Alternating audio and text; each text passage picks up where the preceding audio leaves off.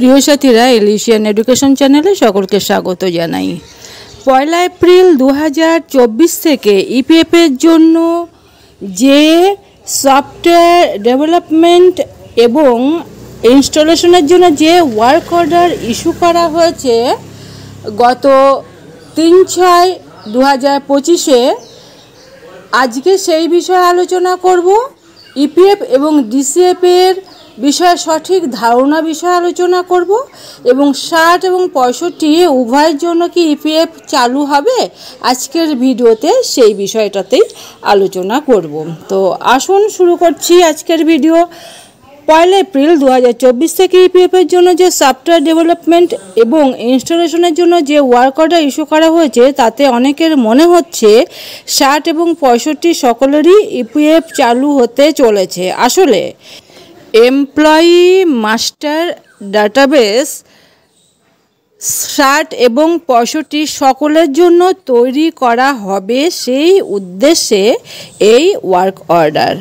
এই work order 2রা June 2025-এ স্বাক্ষরিত হয়েছে এবং কাজটি সন্তোষজনকভাবে সম্পন্ন হবার পরে 12 লক্ষ টাকা চুক্তি অনুযায়ী প্রদান করা হবে সেই সংস্থাকে, যে সংস্থা কাজটি করবে। চুক্তি স্বাক্ষর হবার 7 দিনের মধ্যে সিকিউরিটি মানি 95,000 টাকা ডিপোজিট করতে হবে পশ্চিমবঙ্গ রাজ্য শিশু শিক্ষা মিশনের অ্যাকাউন্টে, এটাই বলা হয়েছে। ইপিএফও হলো এমপ্লয়িজ প্রভিডেন্ট ফান্ড অর্গানাইজেশন। এটি ভারত সরকারের শ্রম ও কর্মসংস্থান মন্ত্রকের অধীনে একটি সংস্থা, যা কর্মীদের জন্য ইপিএফ স্কিম পরিচালনা করে। এই সংস্থা কর্মীদের অবসর গ্রহণের জন্য তহবিল সংগ্রহ ও ব্যবস্থাপনার দায়িত্বে থাকে। এক্ষেত্রে ইপিএফ সবাই যে করতে হবে সেটা নয়, কিন্তু বাধ্যতামূলক আছে যাদের 15,000 টাকা বা তার বেশি আয় বা ভাতা আছে।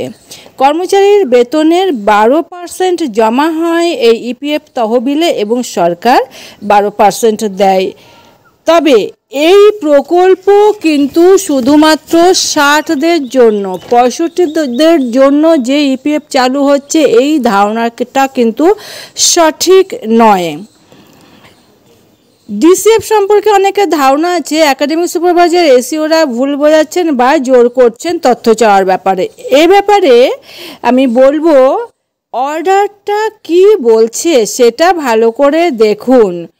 কোনো ব্যক্তি কি বলছেন সেটা বড় কথা নয়। যদি মনে হয় অর্ডারে কোথাও ভুল আছে, তাহলে যে কেউ ক্লারিফিকেশন চেয়ে মিশন কর্তৃপক্ষকে চিঠি করতে পারেন।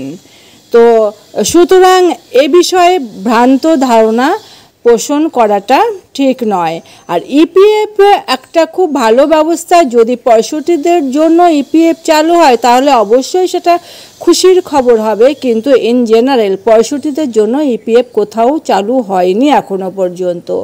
আর ইপিএফের টাকা তোলার ব্যাপারটাতেও অনেকের একটা চিন্তা আছে যে কি কারণে টাকা তোলা যায়, যখন তখন টাকা তোলা যায় না। ইপিএফে কিন্তু 3 বার মাত্র টাকা তোলা যায়। সেটা মেডিকেল ইমার্জেন্সির জন্য হতে পারে, ম্যারেজ বিষয়ক ব্যাপারে হতে পারে, বা হায়ার এডুকেশন বিষয়ে ইপিএফের টাকা তোলা যায় সব সময়, বা বারবার করে অনেকবার করে যে টাকা তোলা যায় তা নয়। তো আশা করি বিষয়টা বোঝাতে পেরেছি। অতএব মনের মধ্যে ভ্রান্ত ধারণা পুষে না রেখে সঠিকভাবে চিঠিটা কি বলছে, অর্ডার কপিটা কি বলছে এবং কি তথ্য চেয়েছে সেটা ভালো করে আপনারা পড়ুন, বুঝুন, তারপর ইপিএফের এবং ডিসিএফ বিষয়ে সঠিক ধারণাটা নিন। আজ এই পর্যন্ত, দেখা হবে পরবর্তী ভিডিওতে। সকলে খুব ভালো থাকুন, ধন্যবাদ।